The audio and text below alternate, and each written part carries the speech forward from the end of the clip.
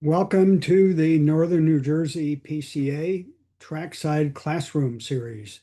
My name is Bill Gilbert. I'm one of the NNJR Chief Instructors, and today I'll be walking through a presentation on uh, what we've called Vision and Situational Awareness. And I hope everyone watching this knows that vision is one of the, if not the single most important aspect of what we do on track. But as it turns out, there's a lot more to vision than just the basics. And that's what we're going to focus in on today. Not the basics, but some of the things beyond that. And the normal disclaimer that this is the best advice we can put together, but you use it at your own risk, like you always do when you show up at the track. So, as I just said, vision is a lot more than your eyes. You have to know where and how to look, and almost more important than that, be able to see more. Because as we go faster, if we don't see more, we're not going to be safe. Fortunately, there are a number of ways we can improve, and we're going to talk about all of those and how you, in some practical ways, you can get better when you're not at the track. So, the first aspect of vision is more than just our eyes. I want to start with is safety, because obviously being aware of what is around us, which situational awareness is a fancy way to say that, being aware of what's around us, that includes things like flag stations and traffic, but obviously there's more than that, track conditions and such. Also, our depth perception, how well do we judge speed and distance? And if you're one of the things that's always surprising to a new student when they drive on track is getting used to traffic. But one of the things that happens as we move up in the run groups from yellow to blue and blue to white and so on is we have to get used to faster cars, or more directly said, cars showing up in our mirrors even faster than they did before. And our ability to judge how fast are those cars coming up behind me and how far away are they, the depth perception, right? That's how the combination of our eyes and our brain figure that stuff out. And it has to get better. We can't rely on what we learned as a student. And of course, vision, to state the obvious, is more than eyes. The brain has to process what we see, and then your hands and feet have to respond. And so while I'm talking about vision, yeah, as a shorthand here, we're really talking about how do we process and use the information that we see on track. And I'm going to start by saying that we can see more than we think, because the standard advice is what you see on this slide. Look ahead, look where we want to go, use lots of reference points, use our peripheral vision. That's what I have in the student version of this presentation. But we can do better than that, or I should maybe say we can do more than that, because those are the basics. And if you're watching this, I hope you've mastered those basics. Maybe we're not all quite as good as the Jim Clark picture you see here, where he's going sideways and looking down the track, looking where he wants to go. But it's a good example of look where we want to go. But you've all heard all of these before.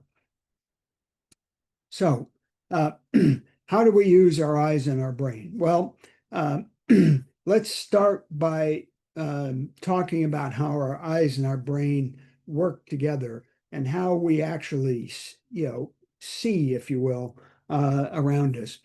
And I want to use a source here. This has been described by Central Indiana PCA and by others, but this is a really, really important concept, and one that will pay dividends if you pay attention to it not only in your track driving, but in your daily driving. It will help keep you safer. So our focus or our central vision is a very small area that where we can see detail. You can think of this as your high definition vision, and it's very small. It's the size of my fist if I hold it out in front of me.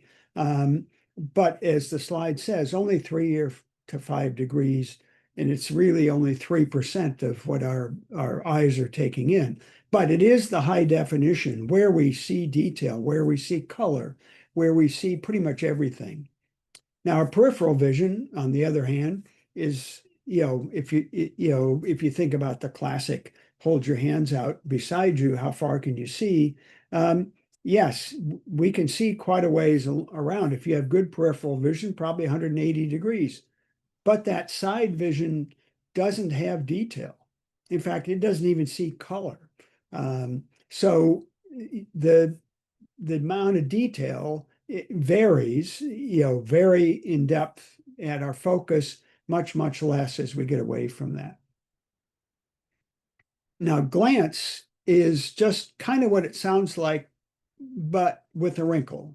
A glance is using that central vision to focus on something, but just for a half a second or less, but not just I turned my head in that general direction. I actually looked. I didn't stay there to focus on it, but I actually looked. And that's what we want to do when we glance at a mirror or we glance further ahead, as I'll point out in a moment. And then finally, and this is particularly applicable to how we drive on track, we have a mental picture of the track. We have a mind's eye view of where the line is, what color the track is, that kind of thing. And the more experience you have, the better that mental picture should be. So if we look at what this looks like visually, from the point of view of a driver, in this diagram, you see that the central vision, the focus, is this tiny red area out in front. And I'll say more about how far out in front in a moment. But that's where, as I said, we can see everything. Our ability to read text is slightly bigger than that. Our ability to see color is somewhat bigger than that. And our ability to see motion encompasses our peripheral vision. That's the one thing our peripheral vision is good at, is picking up motion, even though we're not picking up any detail. Probably has something to do with saber-toothed tigers or something like that. So keeping that in mind, let's use a simple example here as we're approaching a corner and talk about how we use all 4 of those skills. The one I want to highlight first and foremost is our focus. That our focus needs to be ahead of the car, but not too far ahead of the car. So in this example, we're approaching the turn-in point, and we're going to pick that turn-in point up from our peripheral vision when we get to it, because we're almost there now. But we're focused on the apex. But we've also glanced much further ahead, to the track out so that we are sure that there's, nothing in the way, there's no waving flag, and so on. And of course, we've driven this before, so we have this orange mental picture of where the line goes. So in this simple example, we see how we use all those different aspects of vision. And everyone watching this knows that, as we get further into the corner, once we turn in, that focus is going to move further. It's going to move to track out.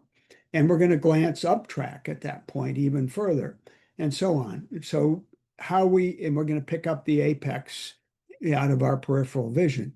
And you've all heard that before, but we've just said, look at the apex. Here we're saying use that central vision, that focus. We're actually looking when we're in this spot here, kind of in the second half of the braking zone. we're actually focused for a second or more on that apex. Now, if we move our focus, say we're half, a third of the way or half the way in the brake zone, and we move that focus too soon from the turn-in point to the apex, what's going to happen? Well, we're probably going to miss the turn in. We're going to crab in. We're going to start turning in early or maybe late. But point is, there is a timing aspect to this that varies by driver. And so you have to know yourself as to when does it make sense to move that focus from the nearby reference point to the next one. And of course, you may have different reference points here. This is the basics. You may have an end of braking reference point you're looking for, that sort of thing. But you get how it works. So, so next, let's talk about focus. Uh, but um, but let's add to that, how much of our brain are we using to pay attention to the reference points? The previous slide just talked about, the basics, right? The basic reference points of getting around a track. Well, if you're an advanced driver, I hope you're only using 25 or at most, the very most 50% of your brain power, your focus on the line, because there's a lot more to track driving than the line. We have to be able to see and actually process and observe the track surface, other cars, flags, runoff areas, all that stuff, right? Uh, and so what that means as we go faster is we have to keep a bigger and bigger part of our mental focus, our vision, for these other factors than the line. And we've all seen pro drivers on TV where they're having a conversation with their pits via the radio, and it sounds like they're out for a Sunday drive. Well, it's because they're the percentage of their brain that they're using to drive the track is very low. They're using the rest of it to deal with the race. But the converse to that is, and I see this too often, drivers go out on track and they try to go fast. And that conflicts with all of these other things. So this is a huge part of being safe on track. And frankly, it's a huge part of getting better because we can't go fast if we're taking undue risks because we're not seeing all these other things. And one aspect of that is a flag, right? Um, Way too often advanced drivers miss flags. Black is very common. Even a checkered is not uncommon. Yellows, there's no excuse for missing a yellow flag, but yet it happens. So if you've ever missed a flag, you got to ask yourself why. How could that happen? Well, it's because that focus, not enough of it has been reserved for what's going on around the line that you happen to be focused on driving, especially if you're chasing another car or there's a car behind you, you may get distracted and miss it. Mirrors, another example, right? We have to be aware of cars behind. Um, if you've ever been surprised by a car in a mirror, then you're not glancing enough in the mirrors. Um, and again, that glance or scan of the mirrors needs to happen often, but specifically, it needs to happen whenever you're on a straightaway, the middle of it, especially if it's a longer one. And I encourage drivers to glance just as they're getting into the brake zone to see if cars that were there before are now closer or further away than they were the last time you glanced. And of course, we want to glance exiting a corner to know how close a car is behind. But this is a huge part of something that should be second nature to everyone watching this. But sadly, there are too many examples of people having cars behind and creating trains even in white and even in black that simply should not happen. Now, can we improve our situational awareness and our vision? The answer is absolutely yes. So I'm going to quickly go through some easy tips that you can use to improve your vision and improve your situational awareness. And first, I'm going to talk about practicing on the street. Then I'm going to talk about some visualization and then some deliberate practice that you can actually do on track. But the first two here don't require being at the track. These are things you can do before you get to the track and overnight, even in the case of visualization. So let's start with some vision stuff. How far ahead are you looking? And now I'm talking specifically about that focus area, that high definition vision, that small area that is where we see everything. And the general advice here is at least 12 to 15 seconds. I would say 20, but these are glance targets where our focus target should be 4 to 6 seconds. And so, yeah, you can think of this if you're in a city environment of looking at least a block ahead. If you're in a more open environment, a quarter of a mile, those are the glances. So we know what's going on up ahead. But the focus, which by the way is where the car is going to go, is 4 to 6 seconds. And way too many drivers look far, far too close. If we're focused on 4 to 6 seconds with that kind of 1 second plus focus, then that's where the car is going to go. There are too many cases, for example, of drivers driving right into a police cruiser on the shoulder of the road. Why did that happen? Because they turned their head or they turned their focus to the police cruiser rather than the open lane in front of them and drove right into a police cruiser, on the shoulder with lights on that no one should ever hit. Well, it happens way, way too frequently. And this is why we need to look where we want to go. Again, 4 to 6 seconds. Mirrors. If you're on the street and on the track, side mirrors need to be adjusted properly. And you've all heard me cover this. I'm just going to leave the details here. But if you adjust the mirrors correctly, you will not have this situation that you see in the diagram where you have cars hidden in a blind spot. If you have the side mirrors adjusted properly, you will not have a blind spot. Or will be very, very small. But in most cars, there isn't one. And this is really important on the track, but it is equally important on the road. If you've never done this, it's like one of those, why didn't I learn this when I first learned to drive kinds of things. So please, if you haven't adjusted the mirrors, use these instructions here, get them adjusted, and make sure you can see the lane alongside your car, not the back of your car. Second is visualization, or maybe mental vision, if you want to think about it that way. So I said earlier, we want to have a picture in our mind of the entire corner. And we obviously get that whenever we drive on track, but we can build that mental picture without ever being at the track. Yeah, we can start with an in-car video. If you have your own in-car video, just play that video, focus on one corner or two, and play it over, and then turn off the video and visualize the whole thing, including how you want to drive it.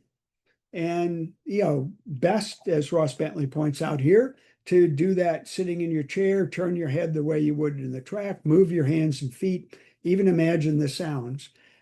This is visualization or mental imagery to help us make that mental picture that much sharper. And pros all do this, right? And so if we want to get better, if you want to get better, it's an easy thing to do, doesn't cost anything. Just sit with a video initially and then turn it off and practice. When we do get to the track, we can practice. We can I practice perhaps the wrong word. We can expand our ability to see things and to perceive what's going on around us using these sensory input sessions is what Ross Bentley calls them. But I've provided you here 3 worksheets and pick one.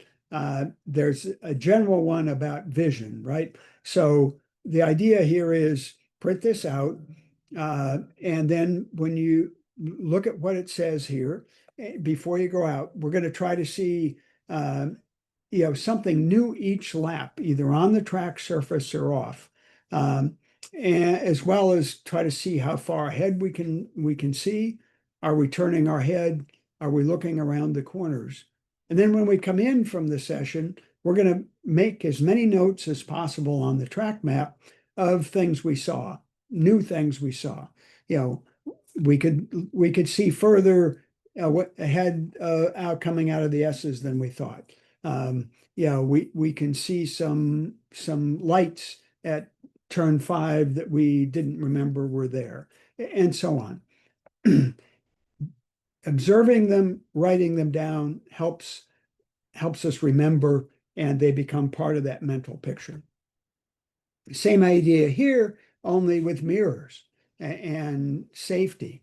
Are the mirrors adjusted right? You know, can I see, can I tell how many cars are behind entering the bus stop, entering turn 1? Can I judge the closing speed? Make sure I not only see that there are 2 cars behind, but what colors are they? Same thing for flag stations. How soon can I see them? How far ahead? Do I know where the escape areas are for each corner? And a third example, find reference points that aren't cones, things that don't move, cracks, posts, seams, and so on. And maybe, you haven't used, end of braking as a reference point, or slow point that Blaze talks about. Well, maybe you want to try to find some new reference points. And also become aware of the track surface. Look for where the color changes are. And again, look for one new feature every lap, come in, write it down. Very powerful techniques for learning. And you can find copies of those worksheets at this link. So there's 3 ways you can improve your on-track vision, your situational awareness. 2 of them you can do anytime, any place. Third one on the track. One note of caution, our vision, as I've already pointed out, is tightly tied to our brain. And if our brain loses focus for any reason, we're not going to do nearly as well on track. And that can happen because we get in a rut. We feel pressure. Maybe we're trying to stay ahead of a car behind us or chase somebody. Maybe we're just tired. Maybe we're distracted. Well, these things all should be alarm bells to tell us, hey, back it down a couple of notches. Or if we're really distracted or really tired, park the car, because not good things aren't going to happen in those circumstances. So be aware, of these situations so that they don't cause you a problem. So to wrap up, vision is a lot more than your eyes. It includes knowing where and how to look. Think about your mental vision, your focus, your glance, your peripheral, but especially how you use your focuses, your focus area, and your glances. Try to see more, because we have to see more as we go faster. I've given you some easy tips, ways to improve, and reminded you that pressure and so on directly reduce our ability to see. I hope you found that helpful. If you have any questions or comments, feel free to send me an email. I always look forward to hearing from you. And I certainly look forward to seeing you at the track and answering any questions there, or offering any tips I can. And again, I'm always open to feedback. With that, have a great day. I will see you soon at the track.